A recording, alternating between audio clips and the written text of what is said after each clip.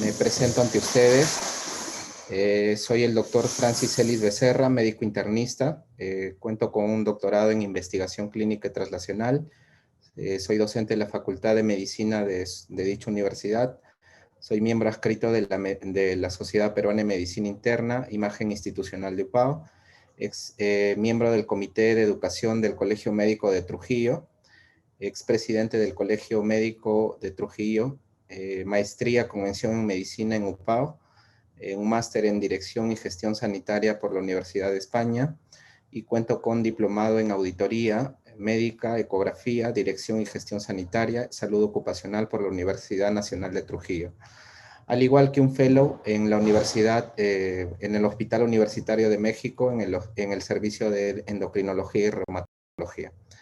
Sin más preámbulos, voy a dar inicio a la clase que nos toca el día de hoy, que es sobre osteoporosis. Los puntos a tratar son las generalidades, la etiología, diagnóstico y tratamiento de dicha patología. Vamos a empezar con la definición.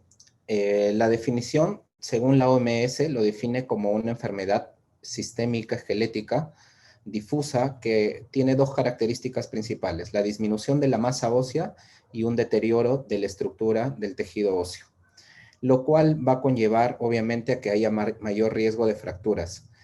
¿Cómo nosotros vamos a determinar la disminución de la masa y de la disminución de la estructura del tejido? Justamente acá hay una imagen que es la densitometría, es la máquina que nos va a dar esos dos parámetros, tanto la densidad como el deterioro estructural, lo cual obviamente va a definir una osteoporosis en términos numéricos que más adelante lo vamos a tocar. La epidemiología es muy importante, jóvenes, porque es muy frecuente en el grupo femenino, porque las mujeres, cuando empiezan su menopausia, disminuye sus estrógenos, y los estrógenos vienen a ser un factor protector para las mujeres que les evita que conlleve a que tengan fracturas. Entonces, generalmente, la edad de presentación de la osteoporosis es a partir de los 50 años. Pero hay estudios que a partir de los 30 años, una mujer empieza a perder el 1% de su masa ósea. Entonces, es importante que tengan esos datos. A partir de los 50 años, hay riesgo a fractura de fémur, a fractura de columna vertebral y de muñecas.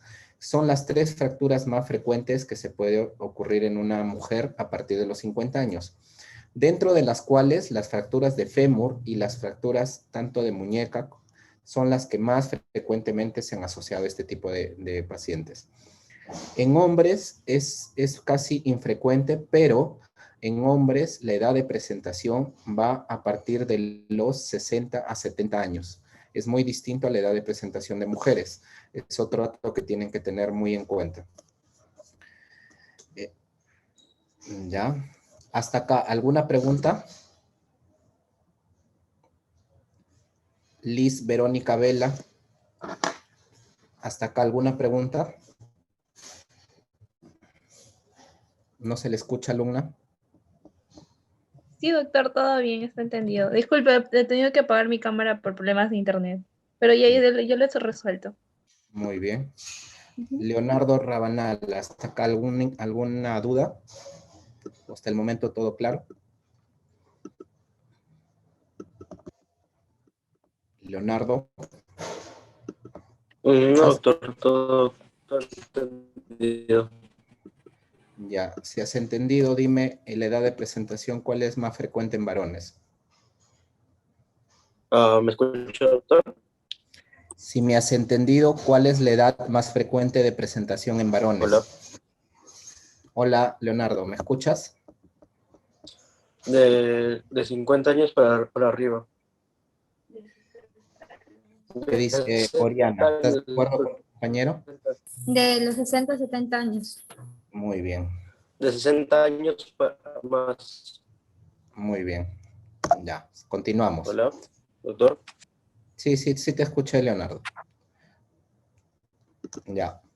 Este es un dato de la OMS que nos dice que una de 3 mujeres mayores de 50 años se va a producir una fractura en su vida. Es decir, que de las asistentes que supongamos estén 30 mujeres, 10 de ellas va a sufrir osteoporosis a partir de sus 50 años. Es un dato muy alto porque si ustedes no logran detectar a tiempo, puede ser perjudicial para estos pacientes, ya que es un número significativo, ya que imagínense, de 30 personas, 10 que presenten osteoporosis, solamente por no detectar es bastante. Es un dato de la OMS que nos da. Ahora, en cuanto a los criterios o factores de riesgo, tenemos factores genéticos, la edad, la raza blanca generalmente se ha visto asociada, componentes familiar, nulliparidad, al igual que, por ejemplo, a la edad de presentación en mujeres, ya habíamos dicho, más de 50 años, en varones a partir de 60 años en adelante. La raza blanca o la raza amarilla, es decir, la raza asiática, tienen bastante riesgo a osteoporosis. Y ustedes se preguntarán por qué la raza blanca y por qué la raza amarilla. El fundamento es el siguiente. Generalmente, en países europeos, la estación del clima es muy, muy brusco, en la cual cuando tienen etapas de invierno, la radiación solar es por muy cortas horas. Y obviamente, al hacer muy pocas horas, no hay una exposición solar y no se va a producir la vitamina D en nuestro cuerpo. Y la vitamina D ayuda a la formación de los osteoblastos. Ese es el porqué en la raza blanca. Y en la raza amarilla se ha asociado al consumo de tabaco y de café. Generalmente los chinos, los asiáticos, consumen mucho tabaco y mucho café. Y es por ello que dentro de los factores del estilo de vida, el uso de cigarrillos, y dentro del estilo nutricional, el uso de cafeína está asociado a osteoporosis. Para las personas que les gusta café, nos dice de que 4 tazas por día te conlleva a desarrollar una osteoporosis. La ingesta de calcio y vitamina D también es otro factor. Por ejemplo, ¿cuánto es la ingesta diaria de calcio? ¿Alguien de ustedes sabe del auditorio? 800 unidades. ¿Quién habló? Oriana, doctor. La dosis de calcio es de 1200 a 1500. miligramos por día. Y la dosis de vitamina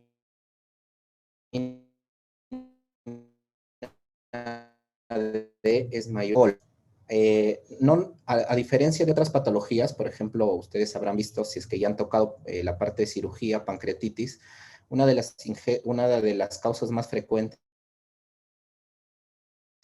Pero acá en la osteoporosis, la dosis de alcohol es acumulada. Por ejemplo, si alguno de ustedes todos los fines de semana ingiere alcohol, un promedio de 3 o 4 cervezas por semana, esto va a conllevar a que ustedes, en un riesgo menor a los 60 años de su vida, ustedes presenten osteoporosis.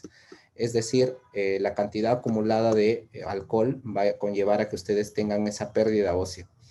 Entonces, la ingesta elevada de sodio para las personas que les encanta la dieta rica en sal, mayor a 2 gramos por día, conlleva también a que ustedes presenten osteoporosis.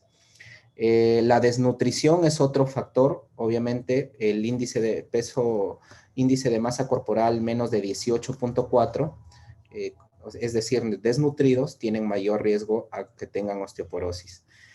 El cigarrillo, el sedentarismo, el también no estar con una inmovilización prolongada hace que haya más riesgo de osteoporosis. Y hay otras enfermedades ya que obviamente son mucho más raras, por ejemplo, las enfermedades endocrinas. De todas estas, si les preguntaran cuáles son las enfermedades endocrinas más frecuentes que te producen osteoporosis, en primer lugar tenemos la acromegalia, la diabetes, ¿ya? Son las más frecuentes, acromegalia, diabetes, hipertiroidismo. Entre los fármacos que te producen osteoporosis, el más frecuente, jóvenes, es el uso de corticoides. Se ha visto estudios que cuando usan corticoides por un tiempo mayor a 3 meses, este paciente va a tener mucho mayor riesgo a osteoporosis. Y es necesario que lo sepan porque ustedes en reumatología van a llevar pacientes con artritis, lupus, que van a recibir tratamientos de corticoide por larga data. ¿Y por qué es importante que lo sepan? Porque si ya está diciendo los estudios que en 3 meses o mayor o igual a 3 meses ustedes van a tener osteoporosis, ustedes tienen que a sus pacientes suplementarlos con calcio a la par. ¿Ya? Si ustedes tienen un paciente con artritis o con lupus en la cual le van a dar corticoides por largo tiempo, tienen que darle calcio a la par. ¿Ya? Dentro de estos fármacos, ¿qué otros fármacos son muy frecuentes? Los anticonvulsivantes. Si ustedes tienen pacientes con epilepsia y le dan su ácido valproico, su carbamazepina, también deberían suplementarlo en calcio, puesto que estos pacientes, como saben, pues van a tomar casi de por vida estos medicamentos. ¿Qué otros medicamentos conocen prácticamente que puede conllevarte? También tenemos los diuréticos de asa, la famosa furosemida, la heparina, que son anticoagulantes, ya también te produce el metotrexato, y obviamente ya fármacos menos comunes, ya pues, ¿no? Como es el caso del litio, de la quimioterapia, inmunosupresores, que ya prácticamente vienen a ser más raros, ¿no? De lo que me importa de las drogas son los corticoides, los anticoagulantes y los anticonvulsivantes. Son los más frecuentes, al igual que las enfermedades endocrinas, que ya les dije, diabetes, hipertiroidismo y acromegalia. Luego de ello, nosotros vamos a dividir la osteoporosis en dos, en la tipo 1 y tipo 2. ¿Cuál es la causa más frecuente o la clasificación más frecuente de osteoporosis? La osteoporosis tipo 1. La osteoporosis tipo 1 es la más frecuente, puesto que la osteoporosis tipo 1 va a estar prácticamente relacionada mucho con el tema de la edad. La osteoporosis tipo 2, llamada también secundaria, se debe a lo que ya habíamos hablado, fármacos, trastornos endocrinos, síndromes linfoproliferativos, entre otros. Por ejemplo, ¿cuál es la diferencia entre la osteoporosis tipo 1 y tipo 2? Primero, la edad de presentación de la tipo 1 es de los 50 a 75 años. La tipo 2 es a partir de los 75 años. Y la diferencia también viene en cuanto a la fisiopatología. La tipo 1 es de alto recambio. ¿A qué se debe con alto recambio? Exceso de osteoclastos en el hueso. Es decir, los osteoclastos son las células que degeneran el hueso. En la osteoporosis tipo 1, los osteoclastos están mucho más incrementados. Y en la osteoporosis tipo 2 va a haber bajo recambio. ¿Qué significa? Que los osteoblastos no van a estar producidos adecuadamente. Es decir, que va a haber una déficit de osteoblasto. Esa es otra diferencia. En la tipo 1, exceso de osteoclastos. En la tipo 2, bajos osteoblastos. Otra diferencia es el tipo de afectación, y acá sí quiero que pongan mucha atención porque por acá les puede venir una pregunta para su parcial. ¿Cuál es la afectación más frecuente de la osteoporosis tipo 1? El hueso trabecular. ¿Y cuál es la afectación de la osteoporosis tipo 2? El hueso trabecular y cortical. ¿Ya? Muy bien. La fisiopatología de la osteoporosis se basa prácticamente en este esquema. Lo normal debería ser una formación ósea a la par con una resorción ósea.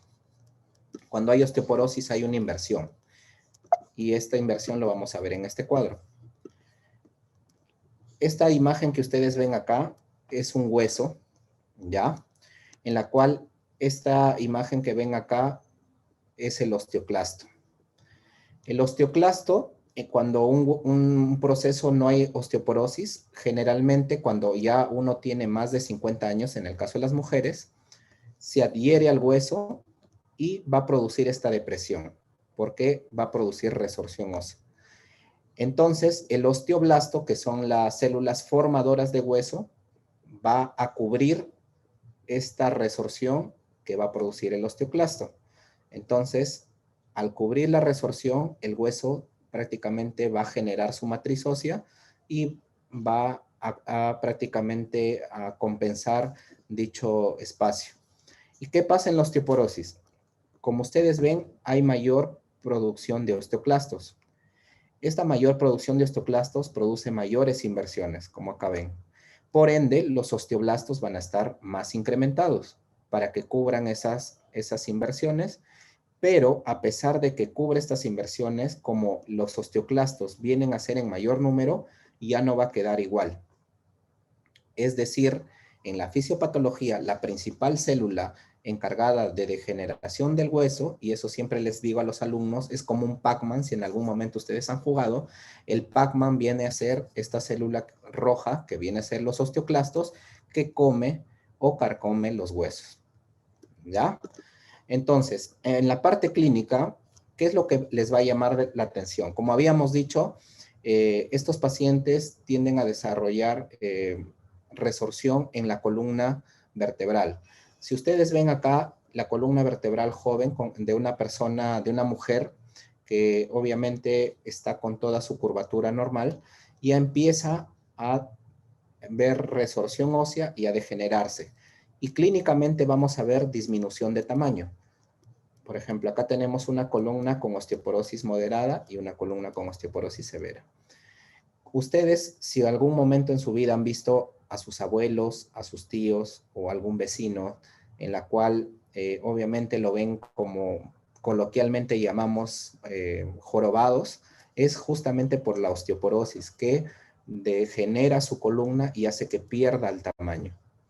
Una característica de la osteoporosis en la clínica es que este paciente va a ir disminuyendo de tamaño. Es por eso que a más edad generalmente hay ese tipo de trastornos. Otra característica, obviamente, dependiendo la zona donde se encuentre es el dolor, ¿no? Estos pacientes muchas veces van a tener bastante dolor y obviamente eso tendría que llamarles la atención. La Asociación Reumatológica Americana nos da estos test de laboratorio para nosotros pedir esta serie de análisis cuando nosotros sospechamos de una osteoporosis secundaria. Por ejemplo, si tu paciente, ¿ustedes han llevado ya endocrinología o todavía? Fernanda, ¿todavía? Ya. Bueno, en pacientes con hipertiroidismo, si tú sospechas en un paciente con hipertiroidismo, tú obviamente vas a pedir un perfil tiroideo. Si tú sospechas en un paciente con diabetes, tú vas a pedir tu hemoglobina glicosilada, tu glucosa. Si tú sospechas en un paciente que no tiene buena ingesta de calcio o vitamina D, vas a tener que pedir sus niveles de calcio. Si tú sospechas en una enfermedad como la acromegalia, vas a pedir la hormona de crecimiento. Entonces, en conclusión, ¿qué es lo que les quiero decir? El laboratorio es algo adicional a la clínica, pero no es específicamente sensible para esta enfermedad. Entonces, no ayuda mucho porque si tú no sospechas de una causa secundaria, no está indicado de rutina pedir analítica, ¿ya? El diagnóstico se va a hacer generalmente por imagen. Ese es el gol estándar, la cual la densitometría ósea es el gol estándar, pero también la radiología nos ayuda. Pero la radiología es poco sensible y no nos ayuda siempre y cuando no haya una pérdida mayor al 30% de la masa ósea. Es decir, si el paciente no tiene menos de 30% de desgaste, no se va a ver en la radiología y no nos va a ayudar en nada. Entonces, la densitometría sí, porque la densitometría nos va a ayudar a ver lo que habíamos dicho al inicio, tanto la masa ósea, si está disminuida, y el deterioro de la arquitectura. Acá tenemos las dos maneras que utilizamos en la densitometría ósea, el T-score y el Z-score. ¿Cuál es el método más usado para la densitometría? Es el T-score. El T-score está utilizado para mujeres posmenopáusicas y para varones mayores de 50 años. Y el Z-score, que no es muy usado, lo pueden usar en niños y mujeres premenopáusicas y en varones menores de 50 años. ¿A qué definimos osteoporosis? Justamente estos estadios es muy importante que ustedes lo sepan. El hueso normal tiene que estar dentro de número 1 de desviación estándar. La desviación estándar les va a dar la densitometría ósea. Entonces, ustedes para que hagan diagnóstico de osteoporosis, no como he visto en algunos colegas médicos generales, que por el tema que el calcio esté bajo o por la vitamina D que le piden esté bajo, le dicen, señora, usted tiene osteoporosis, y eso no es así. La osteoporosis se hace diagnóstico generalmente un 90% por la parte de imágenes, ¿ya? Entonces, osteopenia se define entre -1 y -2.5 de desviación estándar, osteoporosis menos de -2.5 de desviación estándar, y osteoporosis severa se debe a la osteoporosis confirmada más al menos una fractura. Es decir, una puntuación T-score de -2.5 más al menos una fractura. Esos estadios es muy importante que lo sepan porque cuando ustedes diagnostiquen a sus pacientes, estar bien precisos. Una cosa es osteopenia y otra cosa es osteoporosis. Osteopenia -1 a -2.5, osteoporosis -2.5 de desviación estándar. Hasta acá, Jennifer Mariel Medina, ¿alguna pregunta? No, doctor, todo claro. ¿Todo claro? Luis Gutiérrez Guevara, ¿todo claro hasta el momento? Sí, doctor. Sí, doctor. Ya, María Fernanda Emilia.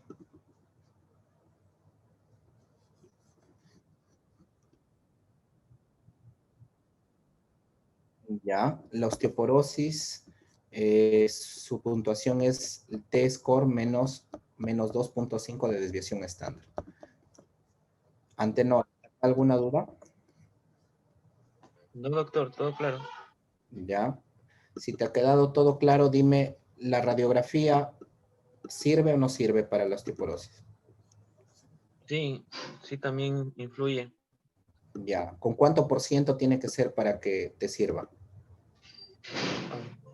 Si te ha No, quedado todo claro.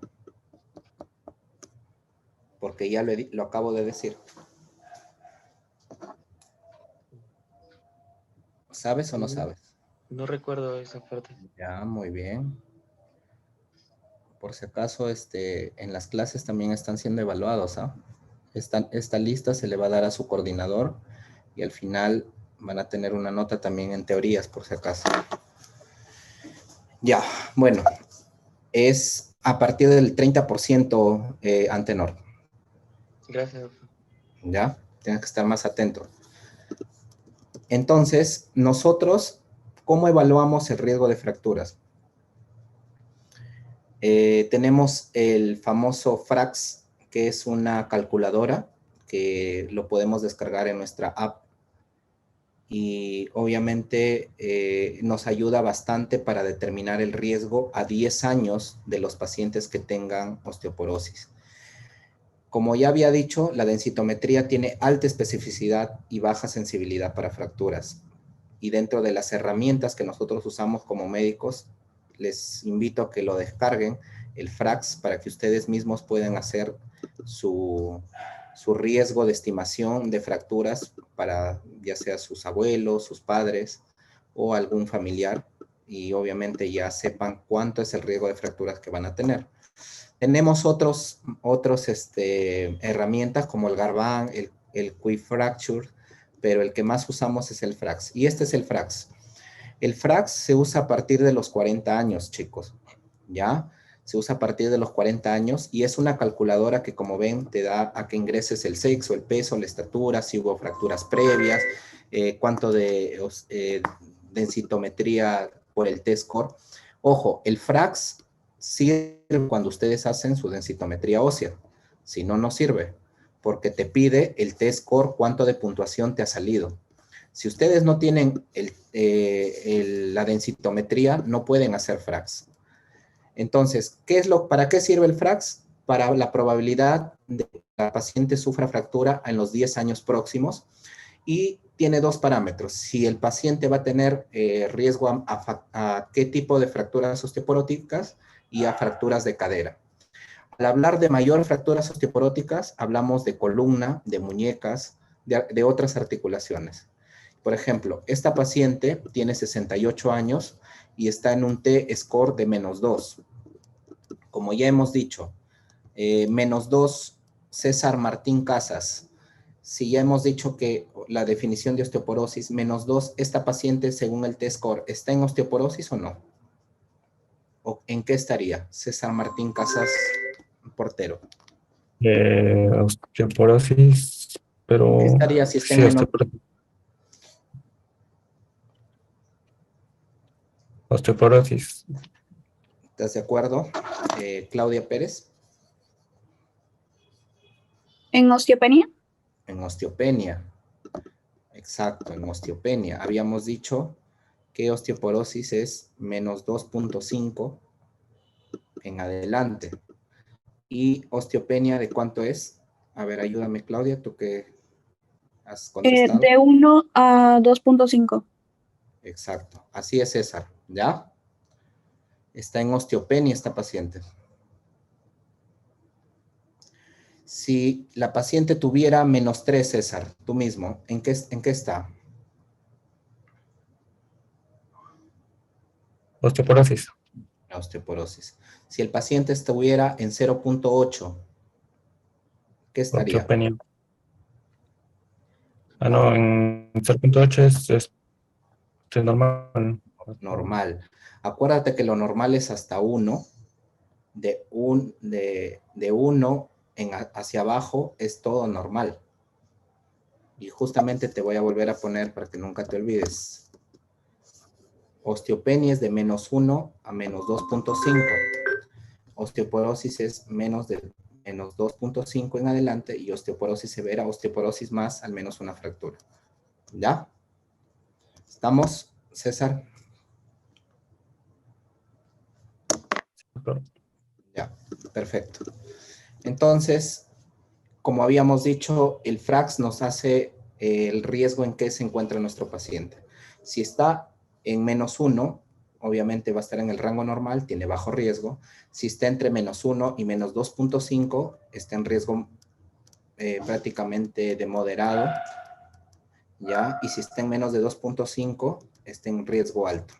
Entonces, acá hablamos de hueso normal, osteopenia y osteoporosis. El tratamiento se basa en lo no farmacológico y lo farmacológico. Lo no farmacológico, obviamente, corregir las deficiencias nutricionales. Si el paciente no tiene una buena ingesta de calcio, de vitamina D, ya hemos dicho cuánto tienen que suplementar. En el caso del calcio, de 1.200 a 1.500, en la vitamina D, 800 unidades. En el caso de pacientes que son prácticamente, no hacen deporte, van a tener lo que se llama sedentarismo, estimularlos a que hagan ejercicio, obviamente de acuerdo a su edad. Y el apoyo psicológico es muy importante, ya que como la mayoría de estas enfermedades son en ancianos, van a tener miedo, obviamente, a que tengan fracturas, ¿no? Y el tratamiento farmacológico está dividido en varios fármacos, en bifosfonatos, en hormonas terapéuticas y anticuerpos monoclonales, de los cuales los bifosfonatos tenemos el alendronato, ivandronato, solendronato y el risendronato. En el Perú tenemos alendronato, ivandronato y solendronato. ¿Cuál es el más usado y cuál es el que tiene mayor sobrevida en estos pacientes? El alendronato. ¿Cómo se usa? Una vez semanal, 70 miligramos una vez por semana y prácticamente viene en presentación de sobres o tabletas. El ivandronato se utiliza, viene de 150 miligramos, lo utilizamos generalmente una vez al mes, y el solendronato viene de 5 miligramos y lo utilizamos una vez al año. El tema, obviamente, es costos. El solendronato te puede costar una ampolla 2.000 soles, el ivandronato te puede costar entre 300 soles y el alendronato, la caja, te puede costar entre 50 soles. Entonces, es el tema de costos. Y aparte de costos, vamos a ver cuál de estos va a tener mejor impacto en los distintos tipos de localizaciones. Y obviamente tenemos otros fármacos como es el denosumab, que prácticamente es mucho mejor que los bifosfonatos, viene de 60 miligramos, eso se coloca una ampolla subcutánea, pero el tema también son los costos, ya que puede llegar a costar hasta más de 3.000 soles. Entonces, acá hay un estudio que se ha realizado en el cual nos permite ver cuál es el mejor bifosfonato que nosotros podemos usar. Y como ustedes ven acá, el alendronato actúa a nivel vertebral, a nivel no vertebral y a nivel de cadera. Actúa en los tres, ¿ya? El ivandronato actúa a nivel vertebral, pero no a nivel no vertebral y no actúa a nivel de cadera. Es por eso que se prefiere el alendronato. Y el solendronato actúa a los 3 niveles, pero por el tema de costos, preferimos usar el alendronato. ¿Ya? Y acá hay otro estudio, obviamente, que nos dice que el alendronato, a diferencia del denosumab, ¿cuál tiene mejor impacto? Y tenemos que el denosumab tiene mucho mejor sobrevida en estos pacientes, pero el tema es que es muy caro, jóvenes. Más o menos una ampolla te puede costar entre 3.000 a 4.000 soles. Generalmente estos fármacos llamados biológicos vienen de Europa. Estuve en España, es muy frecuente usarlo, puesto que ellos tienen laboratorios de alta gama y te producen ese medicamento. En cambio, acá en Perú no es muy comercial y es muy caro, ¿no? ¿Ya? Entonces, ¿cuándo pensar en usar un switch de denosumab o llamado también un cambio? Cuando, a pesar de usar tus bifosfonatos, tu paciente no mejora, para empezar, y cuando, a pesar de usar bifosfonatos, este paciente sigue desarrollando nuevas fracturas, y cuando tú le haces densitometría, en lugar de detenerse, la osteoporosis sigue incrementándose. Por ejemplo, si el paciente llega con su primera densitometría con menos 2.5 y a los 6 meses o al año está con menos 3.4, es decir, que su osteoporosis está degenerando, se está avanzando. Ahí nosotros podríamos usar el denosumab. Ojo, el denosumab, a pesar que es caro y a pesar que viene de países europeos, sí hay en el Perú. O sea, ustedes sí podrían indicar para pacientes que tengan la probabilidad de tener ese ingreso económico. Así que es mejor, obviamente, ese fármaco. Y para terminar, quiero también comentarles que antes de terminar, los bifosfonatos, ustedes tienen que ver su función renal del paciente. Cuando la tasa de filtración glomerular está menos de 30, es decir, cuando el paciente tiene un estadio renal 4, que su tasa está entre 15 a 30, está contraindicado los bifosfonatos. Así que tengan mucho cuidado en usar bifosfonatos en pacientes con falla renal, porque le van a producir más deterioro renal.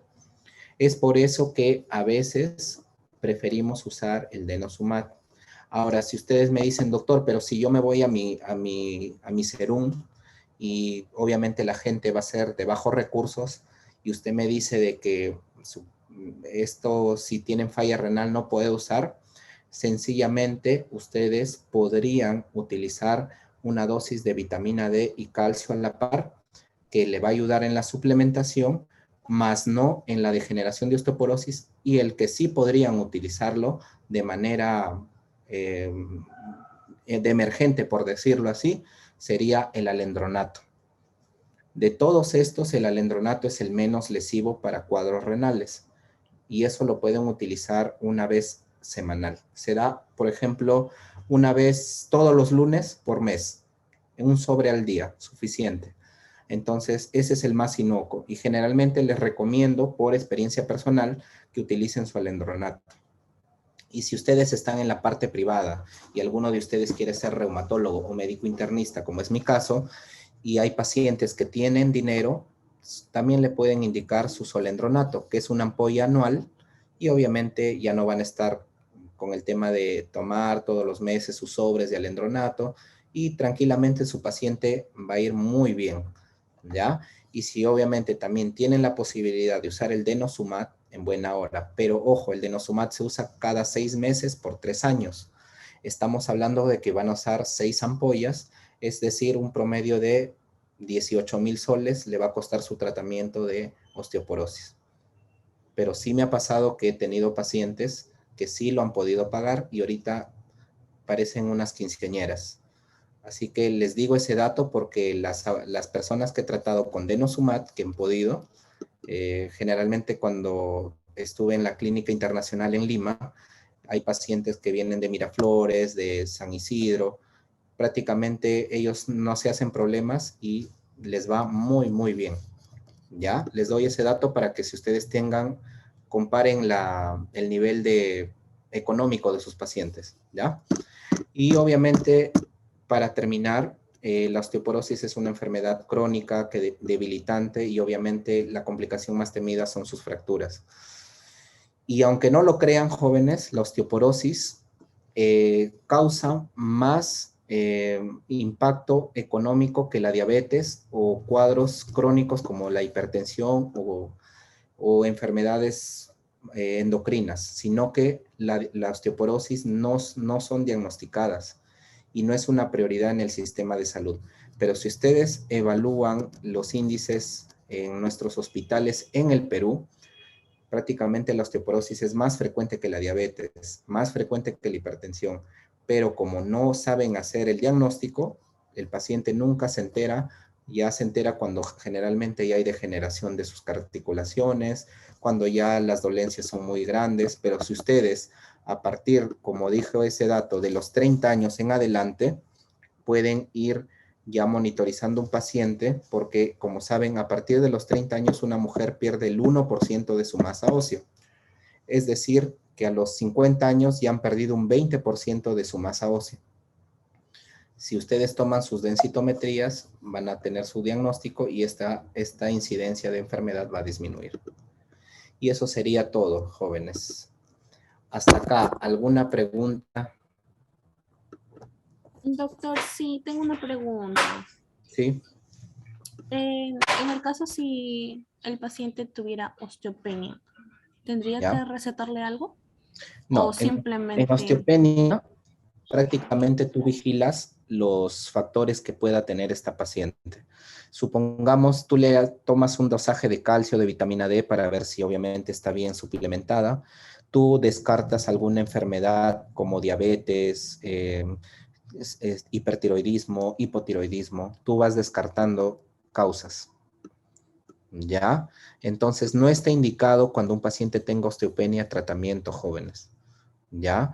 Lo que sí tienen que hacer es modificar estilos de vida. Supongamos que yo he conocido personas de edad que les gusta mucho el tabaco y que fuman y fuman y fuman y fuman, y simplemente con dejar de fumar va a evitar que se pierda el hueso. ¿Me entiendes? Hay pacientes que les gusta tomar Pero, doctor, una pregunta. Pero eso no significa que, por así decirlo, a un año o quizás menos de un año, este paciente pueda Sí, quizás sí puede tener hacer, pero osteoporosis. siempre y cuando tú no ataques la causa. Si la causa es que su dieta de la paciente está baja en calcio, baja en vitamina D, tienes que suplementarle su vitamina D. Y ahorita, por ejemplo, hay un sinnúmero de fármacos que vienen vitamina D con calcio. Uno de ellos, por ejemplo, es la caprimida UD. La caprimida UD es un medicamento que te viene prácticamente los dos, citrato de calcio con vitamina D. Y justo lo que te pide tu cuerpo, 1200 de citrato de calcio con 800 unidades de vitamina D. Otro medicamento que viene 2 en 1, por ejemplo, el Artrealip, también viene igual. O sea, hay un montón de medicamentos que te vienen así. O sea, ahí ustedes ya deberían suplementar a su paciente y obviamente ya ayudarle a que evite llegar a osteoporosis. ¿Ya? Ah, ya. Y esos suplementos que está diciendo lo toman una vez al día, ¿no? ¿Diarios? Claro, los suplementos, esos sí se toman una vez al día, por un mes. ¿Cuánto tiempo más o menos tú ves? Hasta los 3 meses. Le vuelves a tomar una densitometría ósea para ver si ha quedado en el mismo índice o de repente disminuye. Pero lo correcto para hacerle de nuevo una densitometría sería, o sea, supongamos que si lo hace hoy, de ahí sería los 3 3 a meses 6 después. meses. 3 a 6 Ah, meses. ya. Ujú. Lo mínimo es 3 meses, hasta 6 meses puedes hacerlo. Y siempre y cuando también, obviamente, tú veas, mucho va de acá de la mano, Fernanda, el tema de la edad. La edad, también, por ejemplo, habíamos dicho que un factor de riesgo era la nuliparidad. Por ejemplo, hay pacientes que no son madres y en ellas, obviamente, va a haber más riesgo de osteoporosis. Hay pacientes que tienen, o sea, todo va a depender de sus hábitos y de cómo es tu paciente. Si tu paciente te consume fármacos antiepilépticos y es epiléptica, obviamente va a tener más riesgo. O sea, va a depender mucho de la paciente en sí. Y ahí, obviamente, las guías no te no te dicen mucho porque ya es decisión del médico abordar de acuerdo a las comorbilidades que tenga esta paciente. No hay una regla exacta. En medicina, acuérdense, nada es absoluto. ¿Ya? Eso siempre es así. En medicina no hay nada absoluto. Hay cosas que salen fuera de la regla siempre. ¿Ya? ¿Alguna otra pregunta, Becerra Calderón? ¿Si has comprendido? ¿Qué te ha parecido? ¿Te ha Sí, quedado doctor. claro? Una consulta. Cuando, por ejemplo, ya un paciente tiene avanzado lo que es la osteoporosis, ¿necesita de una dieta estricta? O sea, ¿necesita la disminución de cierto tipo de alimentos, por ejemplo? Cuando un paciente tiene una osteoporosis ya confirmada y una osteoporosis ya avanzada, lo primero que tienes que hacer es atacar los osteoclastos, es decir, o usar bifosfonatos o usar el famoso denosumab. Les había comentado que el bifosfonato que mejor va es el alendronato, que se usa una vez semanal.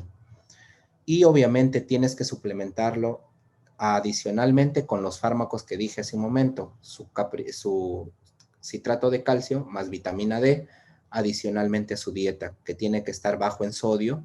Bajo en sodio me refiero bajo en sal, menos de 2 gramos por día, ¿no? Y también, obviamente, estimularlo a que el paciente haga ejercicios de acuerdo a su edad. Supongamos que una paciente tiene 65 años, yo no voy a mandarla a que se vaya al gimnasio a alzar pesas, pero sí le puedo mandar a que por lo menos haga una caminata de 15 a 30 minutos por día, de repente en el parque de su casa, para que haya esa movilidad y también le ayude a que sus articulaciones no se degeneren más por inmovilización. ¿Ya? Entonces, cuando un paciente tiene osteoporosis, tienen que suplementar con calcio y vitamina D más sus bifosfonatos, siempre y cuando tenga la función renal bien. ¿Ya? Otra cosa que les iba a decir también es, en estos pacientes, prácticamente ustedes tienen que evaluar también sus comorbilidades, ¿no? Porque si es un paciente que usa corticoides de larga data, esa es su causa. Supongamos que tú tengas un paciente con lupus y con osteoporosis. El paciente lúpico generalmente casi de por vida va a usar corticoide. Entonces ese paciente tienes que estar usando también sus bifosfonatos para que no se degenere más su osteoporosis. ¿Me entiendes? Entonces todo va de acuerdo al paciente. Leonardo Rabanal, ¿alguna consulta? Sí, doctor. Justamente había leído que en pacientes posmenopáusicas, se podría considerar un tratamiento hormonal. Exacto. Como había dicho en la fisiopatología, las mujeres desarrollan más osteoporosis porque pierden estrógenos. Entonces, nosotros a las mujeres con osteoporosis, el tratamiento hormonal es suplementar con estrógenos que pierde justamente. A eso se le llama el tratamiento hormonal en mujeres posmenopáusicas.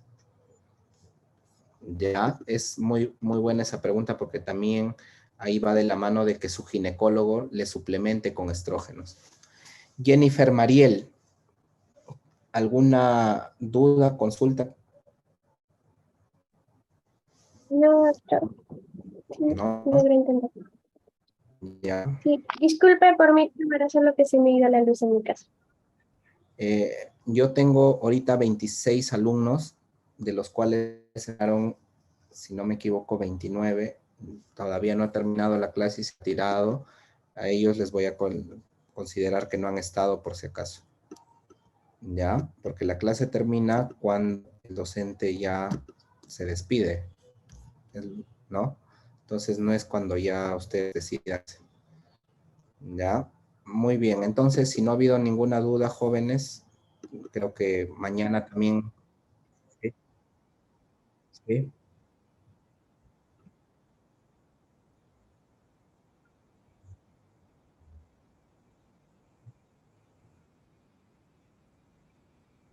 No, los suplementos generalmente lo damos hasta 6 meses, descansamos 6 meses y volvemos a evaluar a los 6 meses. Los suplementos no se usan de por vida porque el exceso también de calcio y vitamina D también te produce una enfermedad que se llama hiperparatiroidismo. Te aumenta la PTH y también el exceso de calcio y vitamina D te va a degenerar el hueso. O sea, todo en exceso como en la vida es malo, ¿no? Pierre Martínez. Pierre Martínez. Dime, entonces, en conclusión, el denosumab o los bisfosfonatos, ¿cuál tiene mejor sobrevida en estos pacientes?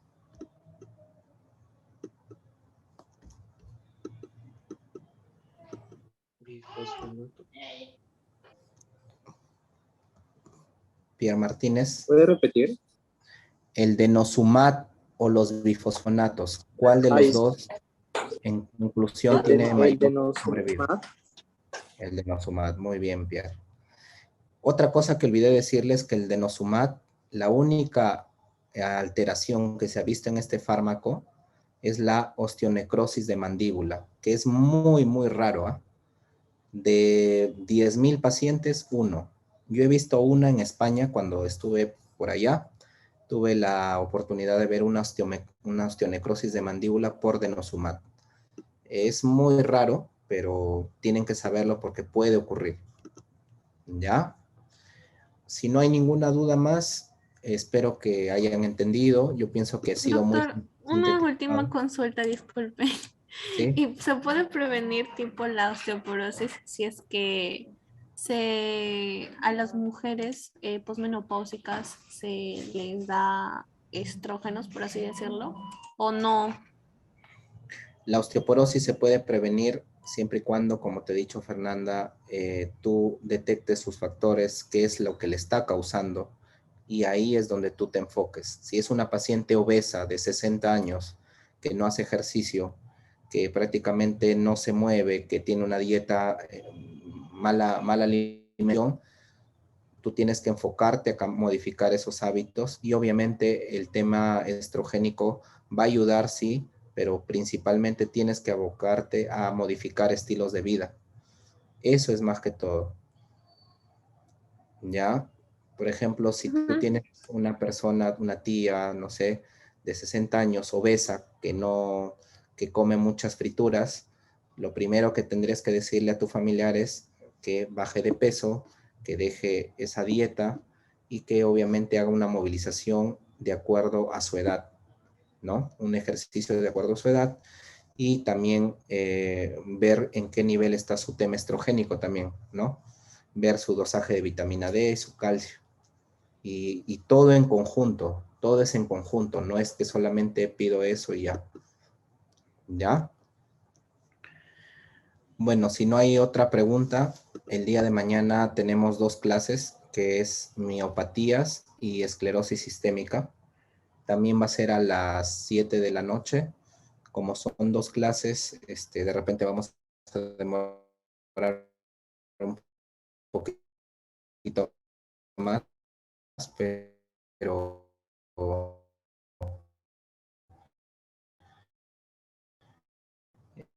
eh, eh, estoy tratando de hacerlo más sintetizado para que ustedes se les haga más fácil para su examen. De ahí les va a venir 2 preguntas para su parcial, van a hacerlo. ¿Ya? Entonces, Doctor, si no hay otra duda, pasaríamos. ¿cree que pueda dar una diapositiva perdidora?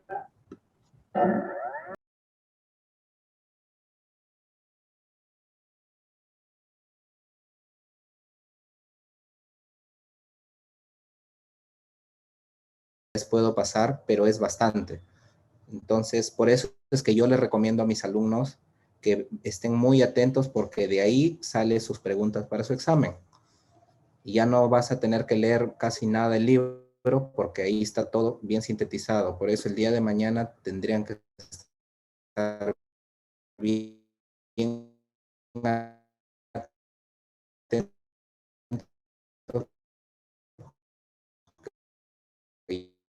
Yo no suelo pasar las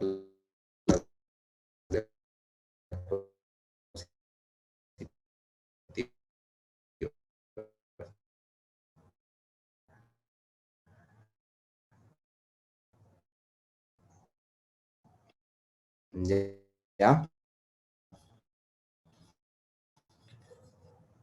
Bueno, Sí, doctor, todo bien. Sí, doctor, todo claro. muy bien. César Villón. Sí, doctor, todo claro. Sí, muy bien. Qué bueno. Me alegra saber que por lo menos la mayoría se ha despejado su duda, ¿no? Y como les he dicho, ha sido lo más resumido, lo más sintético y lo que más deben ustedes conocer para no hablar mucho de otras cosas que no les va a servir mucho en su vida, tanto profesional como para también el tema académico de sus exámenes, ¿ya? Mañana sigo por acá, ya saben, por favor su cámara cuando ingresen puntuales, 7:01 se bloquea la sala, todas las salas son grabadas y todas las salas, el coordinador nos ha dado de que 3 faltas ustedes se inhabilitan del curso, así que tengan bastante cuidado los que se han retirado, por favor, delegada o delegado, no sé quién, su delegado general de acá, que le recomienda que esperen que termine la clase, porque justo ahorita ya anoté los nombres de las personas que se han ido, y les voy a dar pase eso a su coordinador para que prácticamente ya lo tome como falta. ¿Ya? Listo, jóvenes, que tengan muy buenas noches. El día de mañana a la misma hora estamos quedando. Muy buenas noches, hasta luego. Hasta luego, doctor. Buenas noches, doctor. Hasta luego.